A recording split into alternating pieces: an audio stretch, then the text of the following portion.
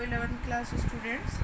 आज हम एक नया टॉपिक स्टार्ट कर रहे हैं, वाटर। ठीक है, वाटर के बारे में ऐसे तो कुछ ज़्यादा बताने की ज़रूरत नहीं है, बस केमिस्ट्री वाइज कुछ बातें हैं जो मुझे बतानी है। सबसे पहली बात तो यहाँ बता दूँ, वाटर यूनिवर्सल सॉल्वेंट है।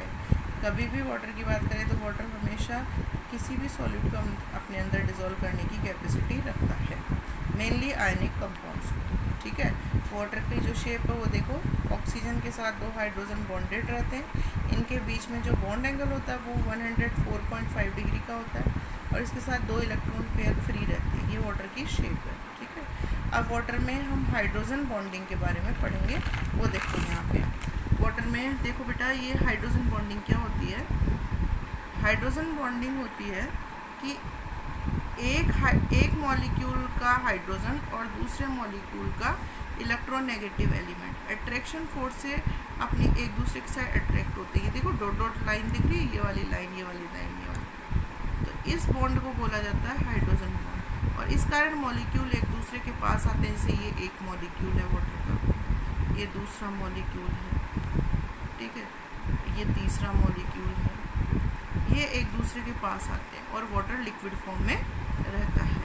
तो वाटर के मॉलिक्यूल्स के बीच में हाइड्रोजन बॉन्डिंग होती है। अब अगर हम देखें वाटर, तो वाटर जब फ्रीज होता है तो आइस में कन्वर्ट हो जाता है।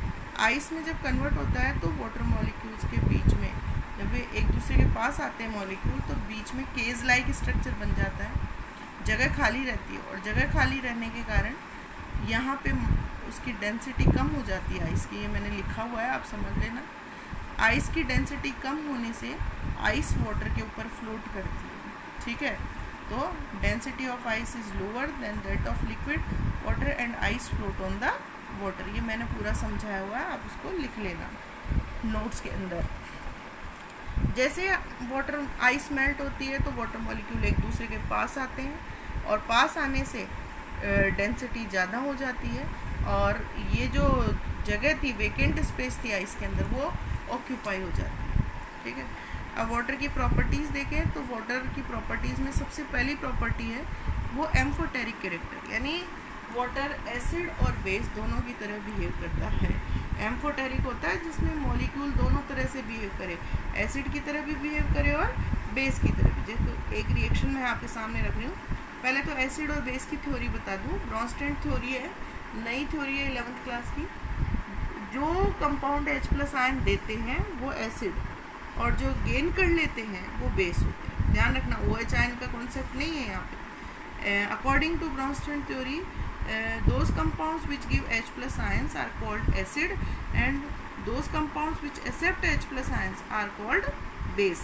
तो देखो, H2O react with ammonia then form NH4+ and OH।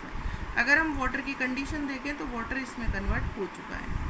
आप देखो H+ आयन लूज़ किया है इसने, और लूज़ करने से किस तरह बिहेव कर रहा है, एसिड की तरह। दूसरा देखो, H2O react with HS, तो वाटर अगर हम देखें तो ये इसमें कन्वर्ट हो गया, यानी इसने H+ आयन गेन किया है।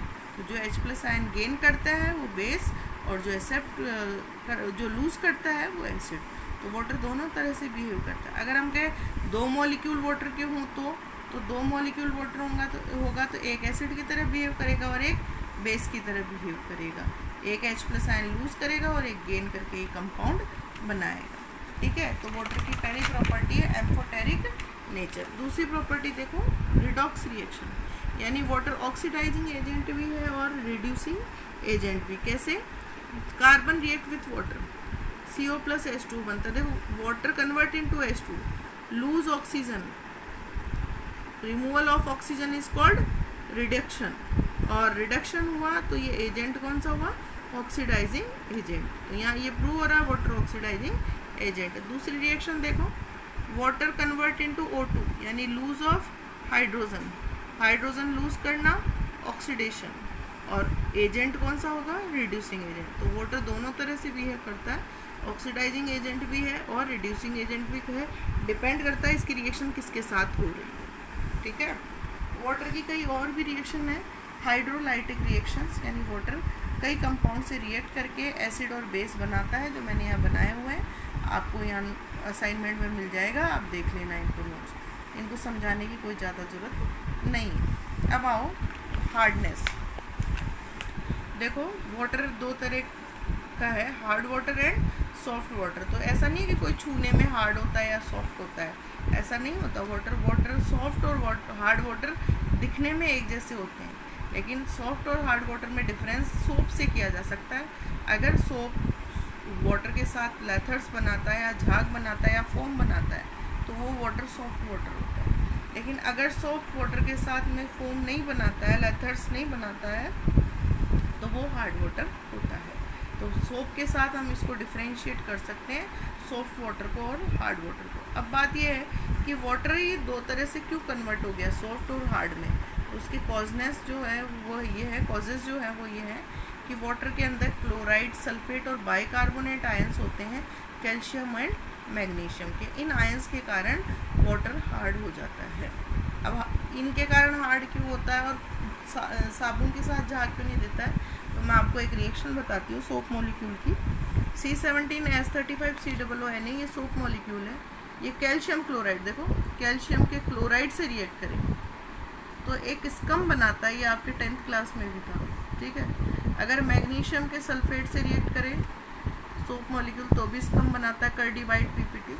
और ये कपड़ों पे चिपक जाता है, चिपचिपे हो जाते हैं कपड़े, लेकिन लेथर्स नहीं बनते हैं और कपड़ा साफ नहीं होता है। तो इन आयंस के कारण वाटर जो है ना, वाटर वो हार्ड हो जाता है और सोप के साथ कोई रिएक्शन नहीं करता है। अब हार्डनेस जो है वो कितने टाइप की, हार्डनेस है दो टाइप की, एक टेम्परेरी और एक परमानेंट। टेम्परेरी हार्डनेस होती है, कैल्शियम और मैग्नीशियम तो होगा ही, लेकिन सिर्फ बाइकार्बोनेट, कैल्शियम बाइकार्बोनेट और मैग्नीशियम बाइकार्बोनेट के कारण। लेकिन परमानेंट हार्डनेस है वो कारण है कैल्शियम का क्लोराइड और कैल्शियम का सल्फेट या मैग्नीशियम का क्लोराइड और मैग्नीशियम का सल्फेट। तो हार्डनेस दो तरह की है, समझ में आ गई होगी। बाइकार्बोनेट, क्लोराइड और सल्फेट हार्डनेस के कारण है, लेकिन टेम्परेरी के लिए सिर्फ बाइकार्बोनेट, कैल्शियम और मैग्नीशियम के लिए, और परमानेंट के लिए सल्फेट से क्लोराइड। ठीक है बेटा, कंप्लीट। अगले उसमें वीडियो में मैं इसको जो हार्डनेस को रिमूव करने के मेथड आपको समझाऊंगी कंप्लीट हो गया।